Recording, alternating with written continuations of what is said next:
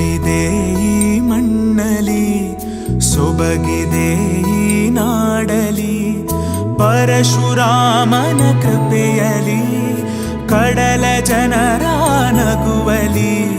ಹುಟ್ಟಿದ ಒಂದು ಸಂಸ್ಕೃತಿ ನಮ್ಮ